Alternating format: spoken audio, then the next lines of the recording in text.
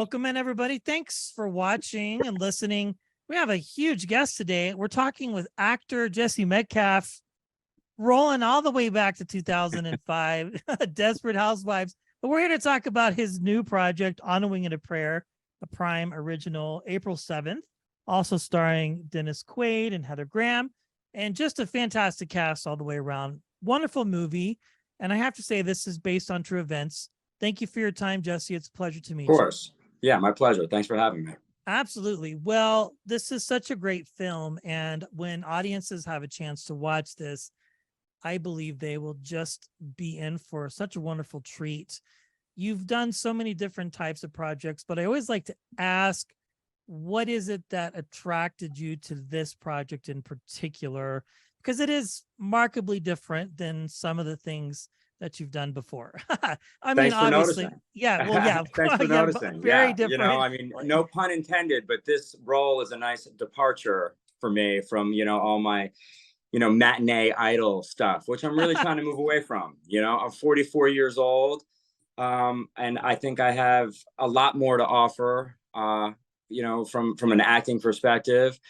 I'd like to think that the best years of my career are ahead of me, not behind me. And this was just a wonderful opportunity for, me to showcase my ability, but also to be a part of a miraculous true life story. What initially attracted me was the script. I thought it was really well written. And my character in particular, that his story arc was really fleshed out. Kerry Sorensen, a real guy, a laid off pilot who lost both his father and his stepfather to plane crashes, gets the opportunity to play a part in saving the White family who have to, inexplicably land this complicated aircraft after the pilot dies in flight. So it was an opportunity for Kerry to go on a healing journey and deal with maybe some of the things from his past that he hadn't fully dealt with yet. Yes. Well, you make a very interesting point, and I've been doing this for a long time, and I've never really heard, maybe once or twice. Well, let me back up. As an actor, you're always wanting to stretch yourself and do things different, and that challenges you as a storyteller. But to make an outright statement and say, I really want to make a break from some of those things, and say that, the best years of your career are ahead of you, albeit you have had a fantastic career, but this movie in particular, it's very moving. Again, you have a fantastic supporting cast with you. What were those experiences like, filming it, working with Heather, working with Dennis and the other folks that you get to share the screen with? Well, I never worked with Heather or Dennis Quaid. I had a lot of nice scenes with the second AD, though. They ran my lines off camera. We were all stuck in our own different sets, all acting in a vacuum. I was in Kerry's garage. Heather and Dennis were in the close quarters of the cockpit of this plane. And it was amazing, actually, how our producers, Roma Downey, Autumn Bailey Ford, and our very capable director, Sean McNamara, weaved this story together in editing. And Yes. It was like, it was instant chemistry. I mean, once I saw the film, I was so pleasantly surprised at how watchable and how compelling it was. So you don't know that it's all going to work until you see the finished product, especially in this case. Yeah, the magic of movie making, for sure. It's very cool how you get to do these things and tell these stories. If there was one message that you want to share, or you want the audiences to grasp when they have a chance to watch, is there one in particular, or is it just an opportunity to enjoy a really fantastically written and directed film? Honestly, all of the above, really. Okay. There are several key themes in the movie. Survival, faith, in the case of my character, redemption.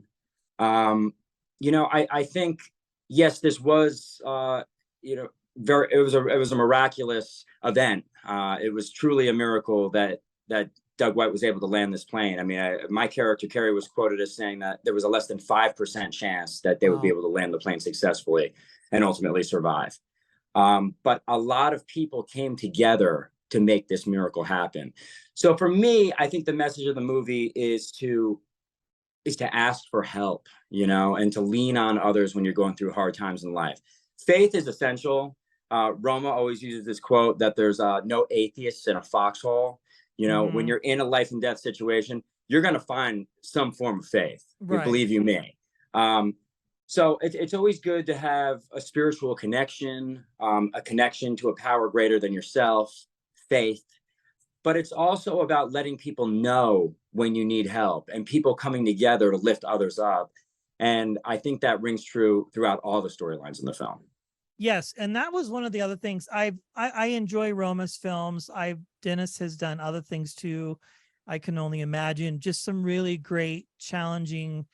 I don't know if the term faith-based could be used, but really like there's a big message there, I think, for anybody that watches it. And it's an opportunity to enjoy a film with the family too. Congratulations on this. Again, as I said at the beginning, and we sort of joked a little bit, you really had a great career.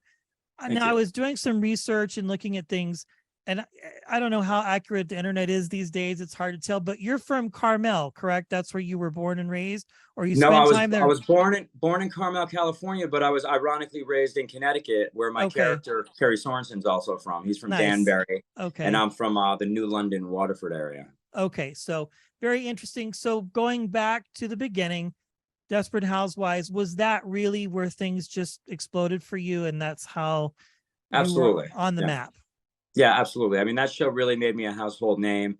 Coming from daytime television to prime time, Desperate Housewives to me felt like just a primetime soap opera. So I had really no clue that it was going to be as big as it was. Super proud of having been a part of that show. I think it's really reached iconic television status. But yeah, I mean, from that show and then going into John Tucker Must Die, I think I was typecast to a certain degree. And when you make a very when you try to make a departure, from roles that people know you from, you got to make some hard decisions. Sure. And I've made some hard decisions recently. Walking away from very well-paying television jobs in order to prove to people that I had a lot more to offer. So I'm just so thankful to Roma Downey and Autumn Bailey Ford for giving me this role, because I think this is one of those roles that is going to show another side of me as a performer, and I'm really looking forward to people seeing the movie and seeing the impact it has, on the Yeah. future of my career. 100%. Well, congratulations. This has been a huge honor talking with you, Thank you. and absolutely true. I always love these conversations, and definitely we see a different side of you as an actor and as a storyteller. And I think people are really going to be blessed and just thrilled when they get a chance to watch. I've had a chance to see the film, and I'm excited. It's very good. It's just so, so good. And again, you all do a magnificent job. Thank you so much for your time. It's been a pleasure chatting with you, Jesse. I really appreciate the conversation and the time you spent with us today. Same here. Appreciate you as well. Thank you.